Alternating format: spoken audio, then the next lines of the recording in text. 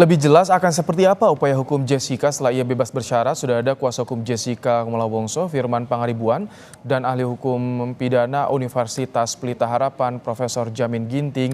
Selamat petang, Pak Firman, Prof. Jamin. Selamat siang.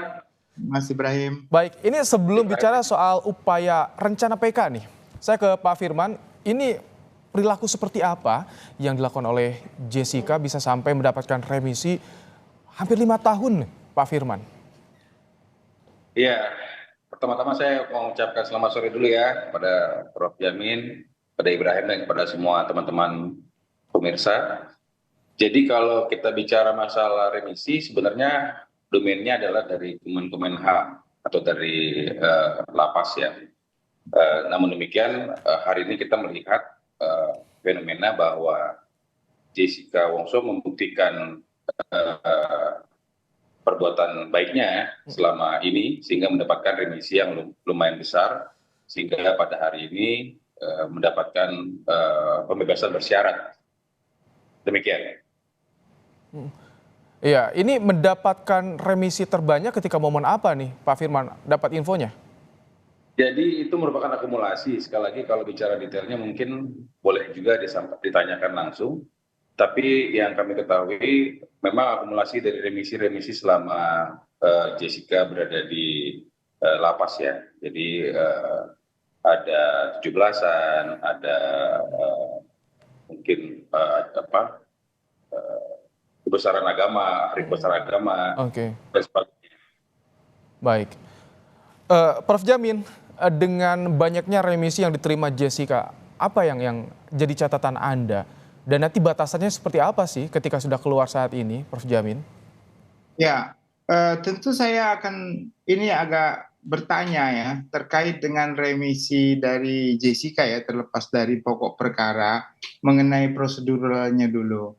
Kalau kita baca di pasal 1 itu ya yang di aturan PP 3299 itu aturannya sudah sekurang-kurangnya telah menjalani ya 2/3 masa pidananya. Tidak termasuk remisi, tidak termasuk remisi. Jadi remisi itu sebenarnya nggak dihitung sebagai dasar 2/3 itu, karena yang dihitung itu sebenarnya adalah yang dijalaninya begitu. Saya nggak tahu dasar perhitungan daripada Kumham ini.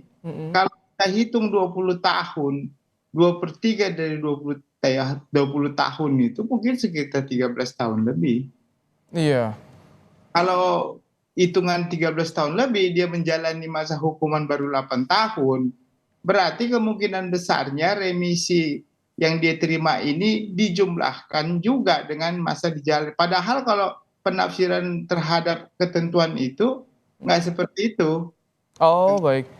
Jadi kalau misalkan dijumlahkan dengan remisi itu bisa mencapai 2/3-nya ya, hitung-hitungannya hampir 15 Kalau tahun. 8 tambah 5 ya tentu 13 lebih ya pasti dapat kan. Tapi Oke.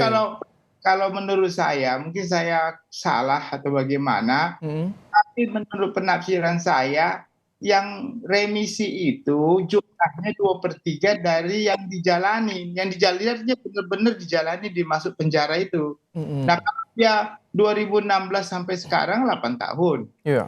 Nah, berarti 8 tahun kurang 5 tahun. Tapi kalau dijumlahkan remisi yang didapatnya ini menjadi penjumlahnya itu sama dengan 13 tahun 2/3 ya memang benar.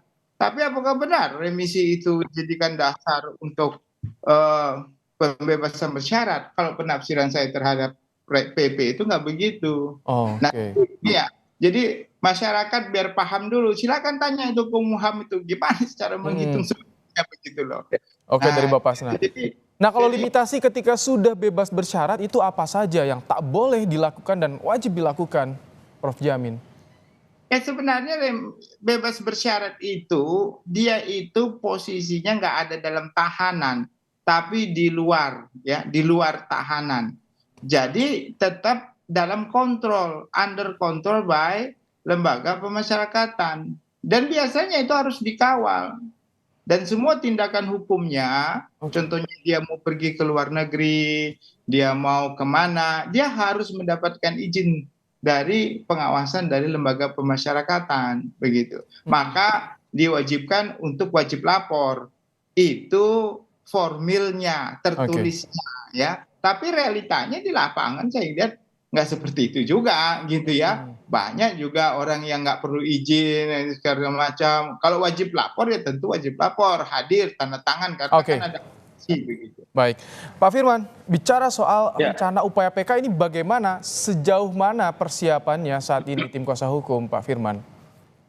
Jadi sebelumnya kan memang sebelum hari ini bebas bersyarat kita sudah rampungkan itu semua mengenai PK.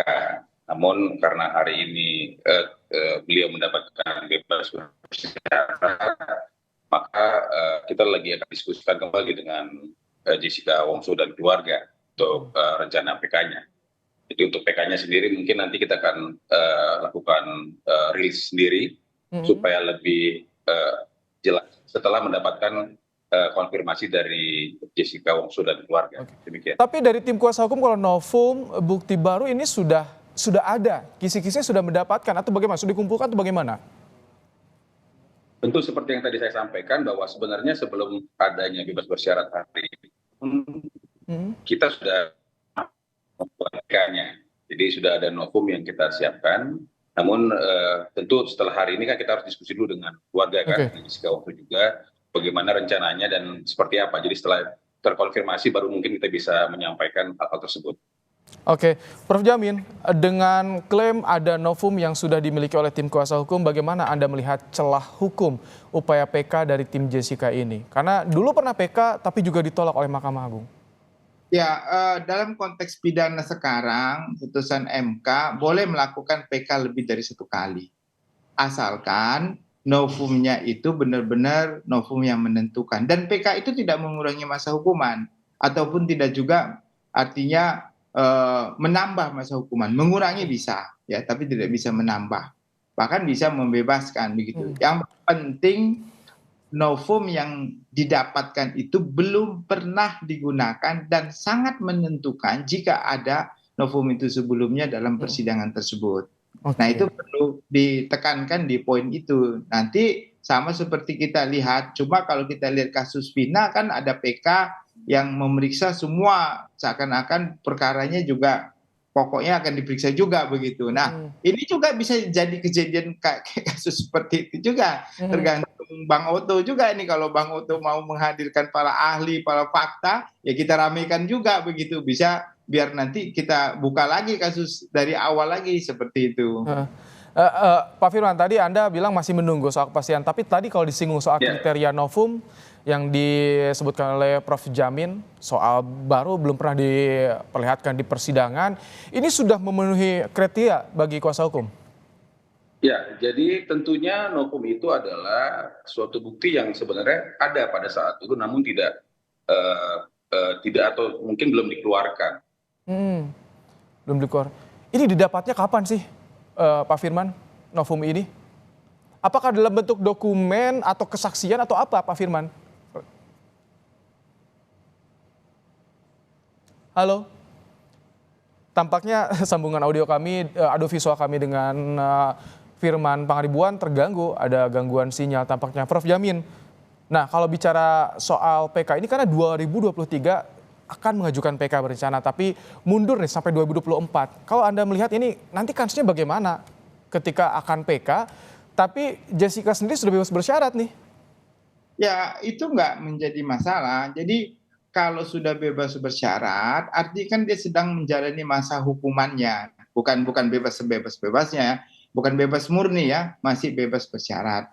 Nah kalau ingin mengajukan PK nggak masalah. Salah satu PK mungkin ya menurut saya ya, pandangan saya, karena saya dari dulu juga mengikuti kasus ini 2016, adalah kapan didapatnya cyanida tersebut. Kapan didapat? Itu tidak pernah diungkapkan. Di mana dibeli, kapan dibeli, bagaimana cara membawanya ke kopi Oliver. Ya itu sama sekali nggak pernah diungkapkan dalam persidangan. Gitu. Yang diungkapkan adalah dimasukkannya cyanida yang diduga. Diduga ya lakunya. Tapi di mana dia beli, kapan dia dibeli, bagaimana dia cara membawanya, itu tidak pernah diungkapkan begitu. Jadi itu mungkin menjadi satu dasar novum yang bagus ya, saya kira kalau memang belum pernah nanti diungkapkan pada saat itu dan baru didapatkan sekarang, tidak lebih dari 180 hari ya dari sejak pengajuan PK. Jadi novum itu didapatkan tidak lebih dari 180 hari sejak dia pada saat dia mengajukan PK. Itu syaratnya ketentuan. Oke, berarti harus ada batasan ketika didapatnya. Nah, ini kalau misalkan dulu kan pernah ngajukan PK juga ditolak oleh Mahkamah Agung. Kalau misalkan novumnya yang sama, itu kriteria novum itu apakah bisa juga di PK sebelumnya atau tidak pernah diajukan di sidang saja nih, di sidang yang di tingkat pertama, Prof. Jamil? Ya, jadi di semua tingkatan itu belum pernah sama sekali Oh, diajukan. baik. Di tingkat pertama, kedua, kasasi maupun di PK itu sama sekali belum pernah diajukan. Ya, dan bukti itu sangat menentukan. Contohnya kalau ada orang yang mengaku kalau sebenarnya Jessica itu nggak pernah membeli cyanida, atau yang membeli cyanida itu ada orang lain, ya, ada Mr. X contohnya yang juga ada di situ gitu. Nah, jadi itulah bisa mengarah seperti itu. Berarti bukan dia pelakunya, ada orang lain, Mr. X itu gitu. Baik, ini Pak Firman sudah kembali bergabung. Pak Firman. Iya, silakan. Nah, tadi disinggung soal kriteria dari novum. Apakah ini sudah memenuhi, bagi kuasa hukum memenuhi, baru, belum pernah dihadirkan sebelumnya di berbagai tingkatan persidangan, Pak Firman? Ya, jadi seperti yang tadi saya sudah sampaikan bahwa memang novum itu belum pernah kita hadirkan. Namun novum atau bukti itu memang sebenarnya sudah ada, hanya belum pernah kita hadirkan. Jadi kami sudah paham benar dengan novum itu dan kami sudah siapkan seperti yang tadi disampaikan bahwa PK-nya pun sebenarnya sudah rampung. Namun karena memang hari ini ada remisi, jadi kami perlu melakukan koordinasi lagi untuk hal tersebut, untuk pengajuan PK tersebut. Ini di PK sebelumnya belum ketemu ya, novum yang ini belum pernah didapatkan ya di PK sebelumnya? Bukan belum pernah didapatkan, tapi belum pernah kita sampaikan. Jadi kenapa di PK sebelumnya belum disampaikan, Pak Firman? Mungkin